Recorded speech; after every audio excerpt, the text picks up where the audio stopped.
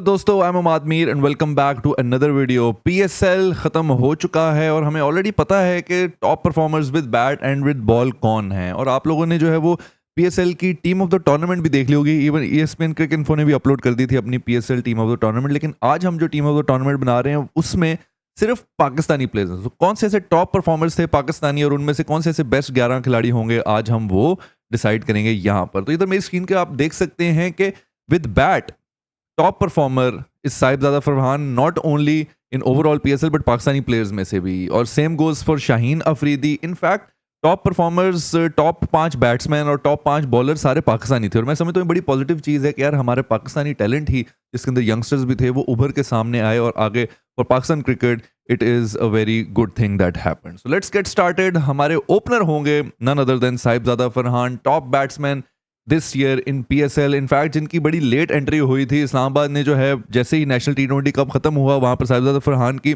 Back to back centuries थी, साहिबजादा फरहान की entry हुई और इनफैक्ट सबसे कम मैचेस खेले हुए इन्होंने सबसे ज़्यादा रन्स किए, तकरीबन 449 रन्स किए हैं। इनके बाद सेकंड नंबर पर जो हैं वो हैं फ़खर जमान, और इसमें ऐसा कोई शक नहीं है। इन दोनों के रन्स में 10 का फ़र्क था, लेकिन मैं ये समझता हूँ कम मैचेस खेल के साहिबजादा फरहान ने इतने ज़्यादा रन्स बनाए हैं। Fakhar no doubt best opener मैं समझता हूँ अभी तक पाकिस्तान के, इन द लास्ट डेकेड भी जो है मैं समझता हूँ Fakhar is the best.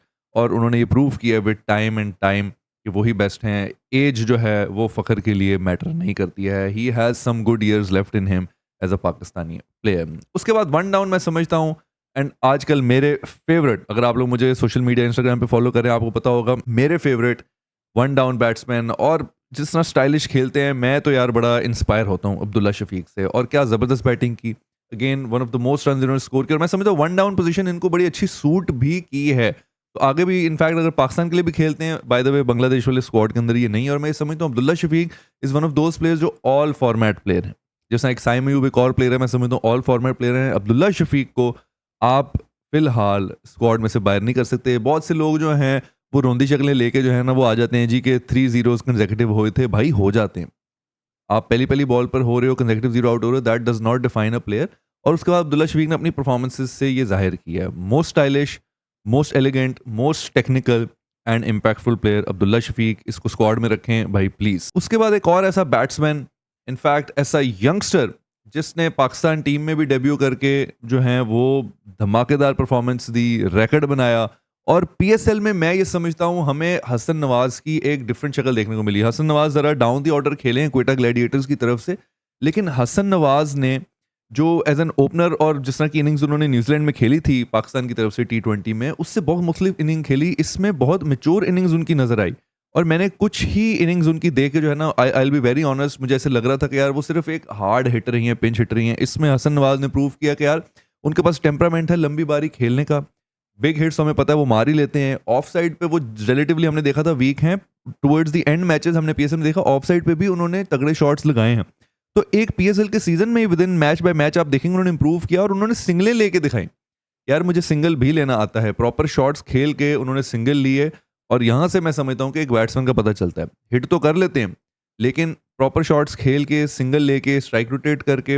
Hasan Nawaz, आपका फ्यूचर इंशाल्लाह ब्राइट है और अल्लाह मुबारक करे भाई आपको for Pakistan team as well. ऐसे ही पाकिस्तान टीम में भी खेलो भाई, मज़ा आ गया। उसके बाद एक और प्लेयर जिसने हेटर्स को प्रूव किया, and I will be very honest, मैं प्रॉब्ली शायद उनमें से था जो इतना सपोर्ट नहीं कर रहा था, लेकिन खुशदिल शाह की जब से वापसी हुई है टीम में, भाई उस बंदे ने रन्स किए हैं। चाहे चैंपियंस ट्रॉफी हो उसने रन्स किए हैं, फिर पीएसएल के अंदर खुशदिल शाह ने रन्स किए हैं। फिलहाल आप कुछ नहीं कह सकते उनको, और मैं ये समझता हूँ एट द मोमेंट उनको राइटली सो टीम में रखा है। ऐसा लग रहा है कि later in his age, in his career, Khushdil Shah has found some consistency, some magic, और अल्लाह करे कि वो काम करे for Pakistan team as well with ball and with bat as well. तो ज़बरदस्त। बट इनको मैं ऑब्वियसली लोअर मिडल ऑर्डर में रखा है, बट एज एन स्पिनर भी खुशदिल शाह ज़रूर आएंगे। और उसके बाद मैं समझता हूँ एक और बैट्समैन जो बैटिंग ऑर्डर में खुशदिल शाह के बाद आएंगे, but that is Faheem Ashraf. एक तो फाइनल में जो इनिंग खेल दी फ़हीम अशरफ ने, लेकिन उससे पहले भी फ़हीम अशरफ ने 2-3 ऐसी बारियां खेली थी जो बड़ी इम्पैक्टफुल थी। तो इन दोनों का मैं ये समझता हूँ कि फ़हीम अशरफ और खुशदिल शाह जो हैं ऑब्वियसली हाईएस्ट रन इनके नहीं होंगे विद बैट, लेकिन इंपैक्टफुल इनिंग्स थी। लेकिन लोअर द ऑर्डर जो आपको हिटिंग पावर चाहिए थी, और ऑब्वियसली इस वक्त हमने पाकिस्तानी प्लेयर्स को सिलेक्ट करना है, तो उनमें से आई थिंक यही वो 2 प्लेयर्स हैं जिनके नाम आएंगे। और Faheem Ashraf, actually one more thing, batting का मुझे पहले भी पता था कि यार as a batsman Faheem Ashraf बेहतर है, लेकिन एज अ बॉलर उन्होंने काफ़ी इंप्रेस किया है। फाइनल में मे बी थोड़ी उस तरह से नहीं होगी, बट ऑब्वियसली वो विकेट भी कुछ ऐसा था, बट फाइनल में उनकी बैटिंग मैं समझता हूँ स्पॉट ऑन थी, और उसके अलावा बाकी मैचेस में बॉलिंग ज़बरदस्त थी। So Faheem Ashraf, well done this PSL। उसके बाद एक और नाम है जो शायद लोगों को थोड़ा कंट्रोवर्शियल लगे, लेकिन अब ऑब्वियसली एज पर परफॉर्मेंस हम जा रहे हैं। ऑब्वियसली ये टीम जो है क्वालिफाई नहीं कर सकी, लेकिन इस टीम में से जो प्रोमिनेंट प्लेयर्स थे उनमें से Mohammad Rizwan was one of them, and मैं ये समझता हूँ कि हम उनको इग्नोर नहीं कर सकते, उनके एफर्ट्स जो उन्होंने रन्स किए हैं, कम मैचेस खेल के उन्होंने अच्छे रन्स किए हैं। Rizwan was let down by his team, और ऑब्वियसली और भी बहुत से फैक्टर्स थे, बट आज हम ऑब्वियसली मुल्तान सुल्तान का डाउनफॉल नहीं डिस्कस कर रहे हैं for PSL 2025।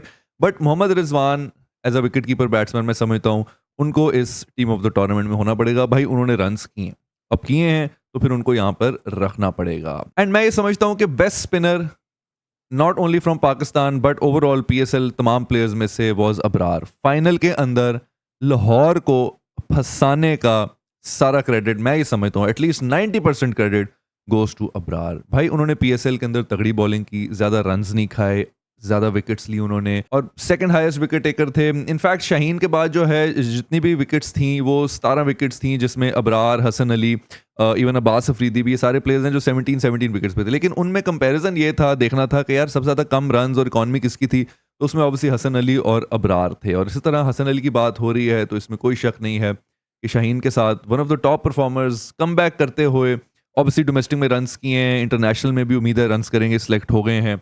Hasan Ali has made a comeback at this time, at this age. Hassan Ali जो पेस प्रोड्यूस कर रहे हैं, आप उसको चैलेंज नहीं कर सकते। He has bowled really well, even on some batting tracks भी ना हसन अली ने अच्छी बॉलिंग की है। अब इन्होंने लाजवाब कर दिया है, सो ऑब्वियसली बहुत से लोग होंगे कि यार हसन अली जो है वो ख़त्म हो गया, उसकी पेस नहीं है। भाई उनकी पेस है, अगर आपको नहीं पता, आप प्रॉब्ली PSL नहीं देख रहे थे, वो कंसिस्टेंटली पेस निकाल रहे हैं, स्विंग कर रहे हैं। और मुझे इसलिए खुशी होती है कि यार वो प्लेयर्स जो टीम से बाहर हुए हैं, मेहनत करके दोबारा टीम में आए हैं और होपफुली दोबारा परफॉर्म करें, तो उन प्लेयर्स के लिए बहुत खुशी होती है, क्योंकि एक्चुअली ये प्लेयर्स जो हैं ये एक इंस्पिरेशन होते हैं उन प्लेयर्स के लिए। एक तो जो अभी तक सेलेक्ट नहीं हुए, तो उनको होता है कि यार हम और मेहनत करते रहेंगे तो हम सेलेक्ट होंगे, क्योंकि जो टीम से आउट परफॉर्म करके बाहर हुआ, परफॉर्म करके दोबारा आया, इसका मतलब डोमेस्टिक परफॉर्मेंस या जो भी परफॉर्मेंस आपकी वो काउंट करती, मैटर करती है। तो ये उन लोगों के लिए एक हौसला है। And same thing goes for even Sahibzada Farhan और खुशदिल शाह, आप समझ लें। तो ये वो लोग हैं जिन्होंने वो हौसला दिया कि यार आप अगर मेहनत करो, परफॉर्मेंस दिखाओ, डोमेस्टिक में अपने ऊपर काम करो, तो वो आपकी मेहनत इंशाल्लाह ज़ाया नहीं जाएगी। और उसके साथ हमारा स्क्वाड कंप्लीट होगा with final player and probably the best death bowling जिन्होंने की है, एंड सबसे ज़्यादा विकेट सिक्योर करते हुए in death bowling as well, that is Abbas Afridi. और लेट इनकी इंक्लूजन भी हुई है। इनफैक्ट ऑन द डे जिस दिन पाकिस्तान का बांग्लादेश का पहला T20 है, उस दिन ही रात को इनकी अनाउंसमेंट हुई है, उससे पहले स्क्वाड में नहीं थे, और हर कोई चौंक गया था कि यार इनकी उतनी विकेट्स हैं जितनी प्रॉब्ली हसन अली की हैं, अबरार की हैं, सारी 17 विकेट्स हैं। तो शाहीन के बाद तकरीबन कोई 4 लोगों की जो है वो 17 विकेट्स हैं, और उस 17 के बाद जो अगला गैप है वो तकरीबन आई थिंक 13 का है या 14 विकेट्स का है। तो अब्बास अफरीदी, हसन अली और अबरार सारे तीनों जो हैं वो 17 विकेट्स के ऊपर हैं, और इतनी विकेट्स लेके और अच्छी डेथ बॉलिंग करके भी अब्बास अफरीदी का नाम बाहर हो गया था। And with Abbas Afridi in the squad, this will complete our best 11 for PSL from Pakistan 11 players only. इसमें मैं ऑनरेबल मेंशंस जिन लोगों की करूंगा, एक तो नंबर 1 मोहम्मद नईम की, as an emerging player, as an emerging batsman, उन्होंने बड़ा अच्छा परफॉर्म किया, और one of the top batsman में उनका नाम है जिन्होंने सबसे ज़्यादा रन स्कोर किए हैं। और उसके साथ बॉलर्स की अगर बात करें तो उसमें अली रज़ा, जिन्होंने अंडर 19 वर्ल्ड कप से लेके इवन पेशावर ज़ल्मी के साथ भी बड़ी ज़बरदस्त बॉलिंग की है। पर्सनली मैं समझता हूँ एक बड़ा ब्राइट फ्यूचर है, और जिसने बड़ी इंप्रूवमेंट भी की है फ्रॉम प्रीवियस सीजन्स और ज़बरदस्त बॉलिंग की है। तो ये 3 नाम हैं, मोहम्मद नईम, अली रज़ा, और तीसरा नाम है उबैद शाह का। He really bowled well. मैं समझता हूँ अगर उनको ज़्यादा मैचेस खेलने का मौका मिलता, उबैद शाह प्रॉबेबली 16-17 विकेट्स ले सकते थे। दैट्स अबाउट इट दोस्तों, this will wrap up our PSL best 11 from Pakistan players only. I will see you guys in the next one. तब तक के लिए अल्लाह हाफ़िज़।